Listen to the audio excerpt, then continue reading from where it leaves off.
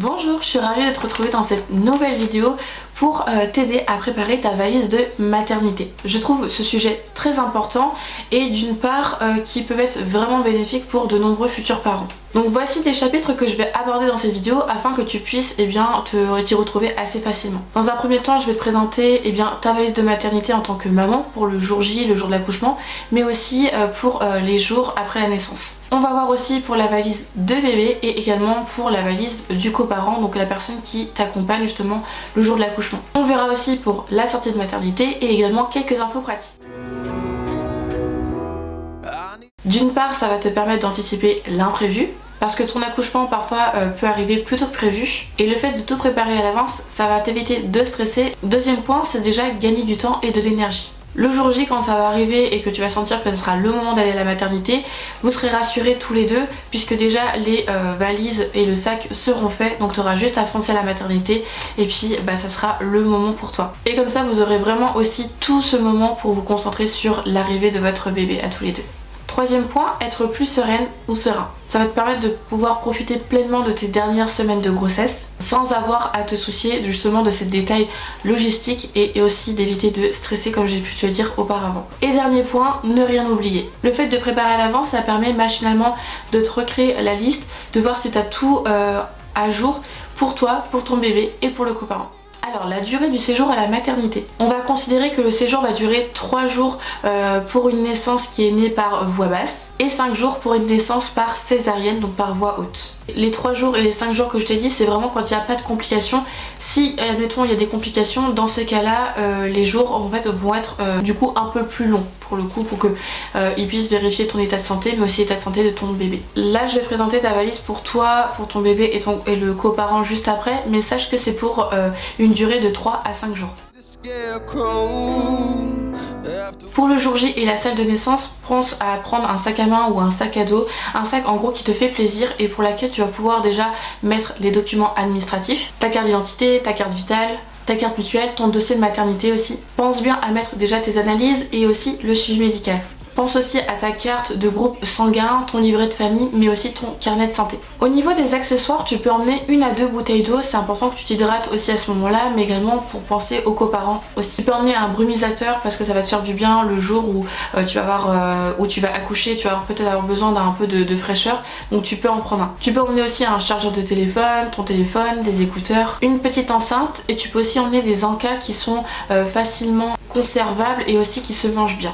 Tu peux prendre une élastique de cheveux si tu veux les attacher, des mouchoirs et une petite couverture éventuellement si tu as froid. Au niveau des vêtements pour le jour J, je t'invite à prendre des choses assez amples qui soient faciles pour toi à retirer, notamment ça peut être une chemise ample ou bien un t-shirt ample. Maintenant on va voir pour la valise pour le séjour. Je t'invite déjà dans un premier temps à prendre des vêtements confortables pour lesquels tu vas te sentir à l'aise. Tout dépend en fait de comment va se passer l'accouchement, mais l'idéal c'est que tu sois vraiment dans des vêtements qui te mettent vraiment dans un petit cocon. Alors moi j'ai noté 2 leggings par jour, mais c'est toi qui vas évaluer en fonction de ton besoin. Également tu peux prendre des robes pour lesquelles tu vas te sentir à l'aise et où ça va pas trop comprimer ton ventre. Ensuite des slips jetables, dans ces cas là tu peux appeler la maternité pour savoir s'ils en fournissent. Des serviettes hygiéniques ultra absorbantes que tu peux trouver en pharmacie. Ou alors tu peux prendre aussi des culottes jetables, 1 à 2 gilets chauds. Tu peux prendre 4 à 6 soutiens-gorge et il faut que tu prévois vraiment une taille au-dessus de ta taille habituelle. Tu peux prendre 1 à 2 chemises de nuit ou bien un pyjama. Une robe de chambre, des culottes en coton, des chaussettes douces et chaudes, des chaussons ou bien des tongs, c'est toi qui vois, et ensuite des bas de contention. Alors pour la trousse de toilette, tu peux prendre soit un savon solide ou bien du gel douche, un shampoing normal ou sec, ça dépend si toi tu as envie de faire ta douche là-bas ou si tu préfères mettre un shampoing sec, brosse à dents, dentifrice, également des soins pour le visage, crème hydratante, nettoyant visage, bref tu prends ce qui te fait plaisir. Pour le maquillage aussi ça va dépendre en fonction de ton besoin, tu prends du fond de teint, de l'anti-cerne, du mascara, enfin bref tout ce qui te fait plaisir. L'idéal c'est que tu te sentes bien dans ton corps et avec toi-même. Et si t'as pas envie de te maquiller, c'est pas obligatoire. Une brosse à cheveux, un gel intime, ça c'est facultatif, c'est selon ce que t'as envie. 1 à 2 serviettes de bain foncées. Pourquoi je te dis des serviettes de bain foncées? Parce que les premiers jours tu risques de beaucoup saigner et si tu prends une serviette blanche, le fait de voir le sang en fait sur la serviette, je pense que ça peut te créer du stress ou bien de la peur, donc je t'invite vraiment à prendre des serviettes foncées. Un déodorant, un tapis de bain, comme ça te permettra de te sentir un peu comme à la maison. Un sèche-cheveux aussi, un gant de toilette pour te laver, du parfum, un petit miroir et surtout du papier de toilette tout doux parce que généralement quand on vit un accouchement ça peut être hyper désagréable et le fait de prendre du papier de toilette doux ça peut vraiment déjà te soulager un petit peu. Alors j'ai mis cette catégorie allaitement, mais si toi tu décides de ne pas allaiter, tu peux sauter vraiment cette étape là. Du coup dans cette liste j'ai ajouté 2 coussinets d'allaitement en cas de fuite de lait, 2 t-shirts par jour, notamment des t-shirts amples ou soit alors tu peux prendre des t-shirts d'allaitement. L'idéal c'est que si tu prends pas de t-shirt d'allaitement, ça soit des t-shirts assez faciles à descendre pour pouvoir proposer le sein à ton enfant. 4 à 6 soutiens-gorge d'allaitement, pareil c'est pas obligatoire, mais tout ce que je t'invite à faire c'est de ne pas choisir des soutiens-gorge avec des armatures parce qu'en fait ça peut bloquer les canaux lactifères et c'est ce qui permet en fait l'évacuation du lait. Donc vraiment je t'invite soit à prendre des petites brassières mais vraiment des choses qui te mettent confortable et qui ne compriment surtout pas ta poitrine. Tu peux prendre aussi une crème lanolin, ça va pouvoir permettre de soulager tes petits mamelons et aussi des coquillages d'allaitement. Eux aussi vont avoir un effet de protection et le fait aussi de te soulager les mamelons. Et pour finir, si ça te dit, n'hésite pas à emmener ton coussin d'allaitement. Alors au niveau des accessoires, j'ai noté tes d'oreiller et ton oreiller à toi aussi parce que le fait d'avoir l'odeur de la lessive de la maison, je pense que ça peut rassurer aussi. Une veilleuse aussi avec des lumières chaudes parce que les néons en fait à la maternité sont vraiment très flash et c'est pas du tout agréable quand c'est en pleine nuit. Donc prends une petite veilleuse avec une lumière chaude parce qu'en fait la lumière chaude va favoriser l'hormone du sommeil qui s'appelle la mélatonine et ce qui permet en fait de toi de te réveiller tout en douceur pour proposer le sein ou bien donner le biberon, mais aussi à bébé de rester en fait dans cette bulle de sommeil tout en étant en fait endormi. Tu peux prendre un livre ou un magazine, également du thé ou une tisane et si jamais tu en emportes, pense bien à apporter ta bouilloire. Également un sac à linge sale où tu peux mettre les vêtements souillés de bébé et également les tiens. Si admettons tu portes des lentilles de contact, n'hésite pas à prendre quand même une paire de rechange au cas où. Et pour finir une petite bouillotte qui pourra te permettre aussi de t'apaiser un petit peu sur le ventre ou bien sur les épaules, bref ce dont là où tu as besoin. Généralement on préconise une taille 1 mois pour les bébés nés à terme et la taille naissance pour des bébés prématurés ou bien en retard de croissance. Qu'on soit aussi en hiver ou bien en été, c'est important de favoriser des vêtements chauds parce que bébé va avoir du mal à réguler sa température puisqu'il sort d'un ventre qui est à 37 degrés de température et admettons qu'il soit à 20 degrés dans la pièce, donc ça fait quand même 17 degrés de différence. Donc je t'invite vraiment à mettre des vêtements chauds au moins déjà pour ces quelques premiers jours. Alors au niveau des vêtements, on va partir déjà sur 6-8 body avec une ouverture sur le devant. Tu verras, ce sera beaucoup plus simple pour toi et ça va te rassurer parce que j'ai croisé beaucoup de parents qui me disaient que ça les stressait de passer par le body par la tête, le pyjama aussi. Donc prends des ouvertures sur le devant, tu verras, ça va te changer la vie. Et bien sûr à manches longues.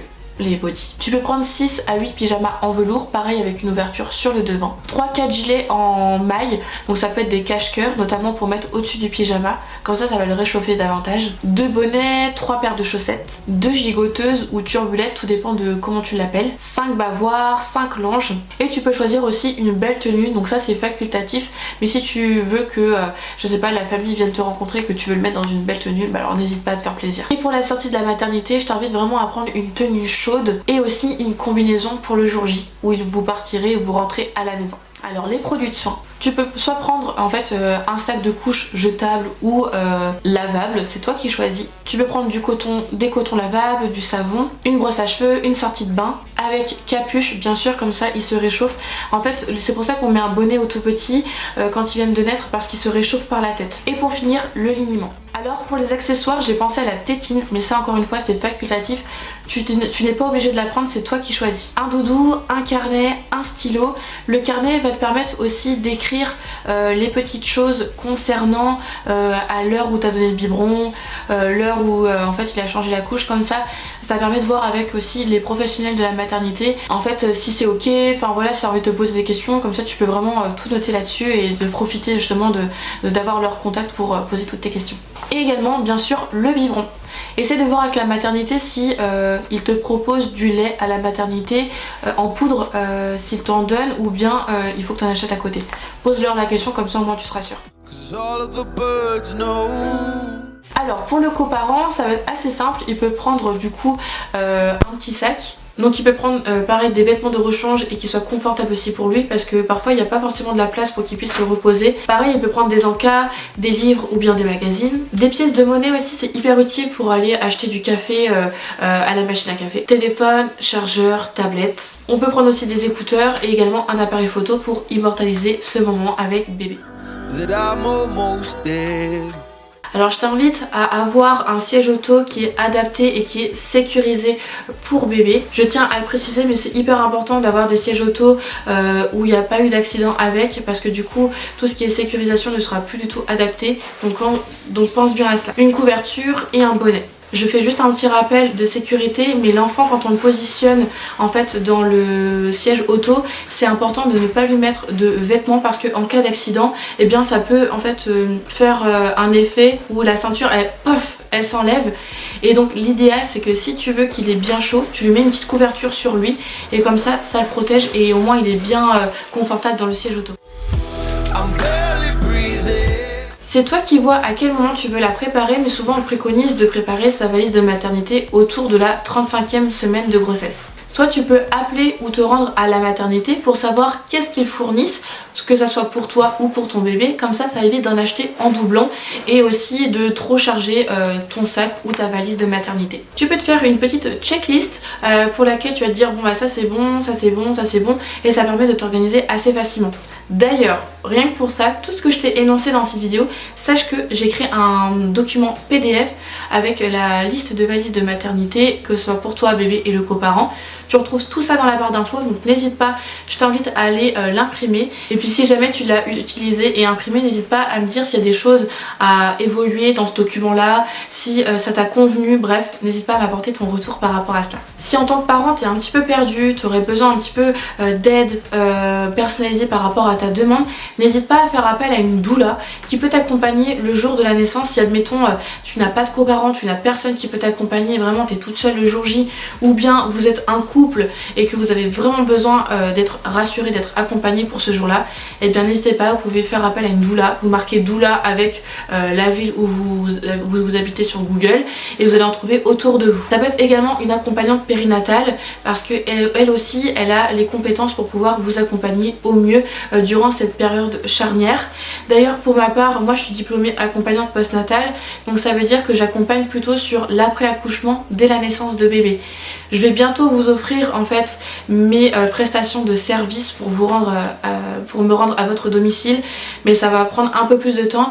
Dans tous les cas, à n'importe quel moment tu regarderas cette vidéo, check la barre d'infos, et si un jour tu vois mon blog en dessous de cette vidéo, c'est que ça y est, ce projet a été mené et que tu pourras faire appel à mes services. Je proposerai également par visioconférence, donc n'hésite pas à checker, ça sera pas pour le moment, mais peut-être d'ici quelques mois, ça sera peut-être faisable. Je te redirai dans tous les cas sur mes réseaux sociaux. L'idée c'est qu'en faisant appel à ces personnes-là, qu'ils puissent te guider déjà dans tes préparatifs et te soutenir durant cette période qui est vraiment si spéciale. Les premières selles de bébé s'appellent le méconium et elles sont plutôt de couleur noire et collante. Donc ne t'inquiète pas par rapport à ça, c'est totalement normal.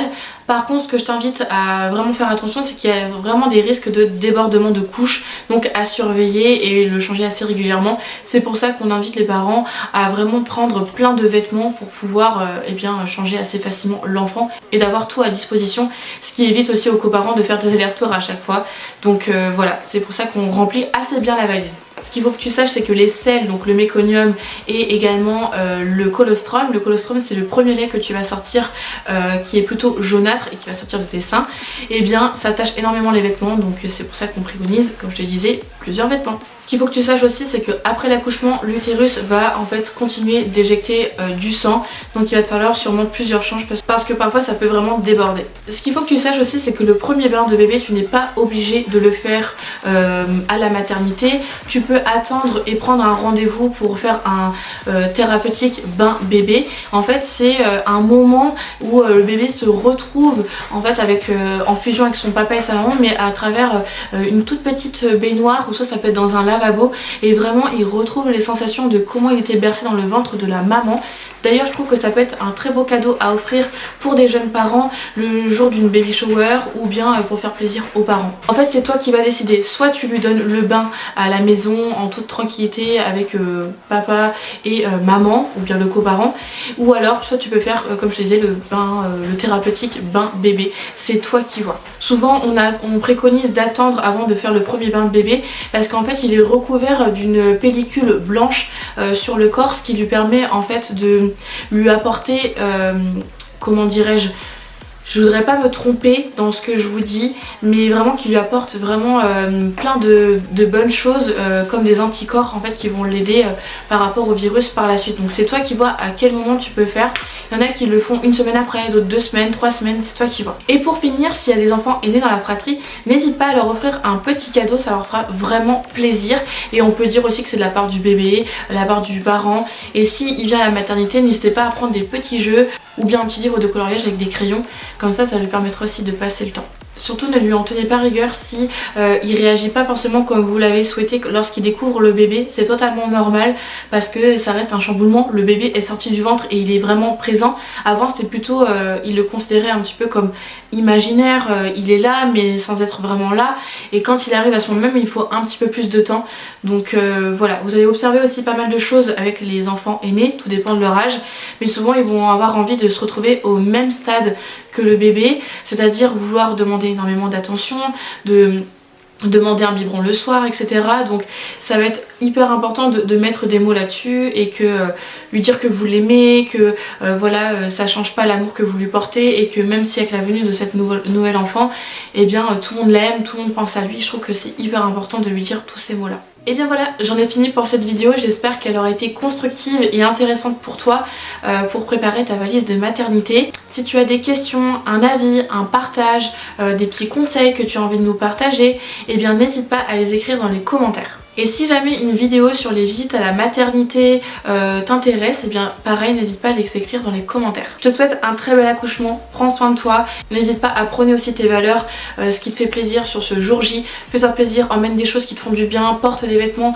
pour lesquels tu te sens confortable, où tu te sens belle, où tu te sens vraiment en harmonie avec toi-même.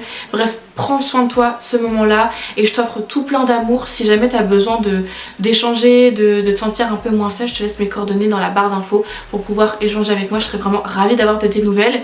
Et puis bah voilà, sur ce je te souhaite plein de courage, une très belle continuation et surtout bah profitez bien de ce nouveau bébé. À bientôt et surtout prends soin de toi.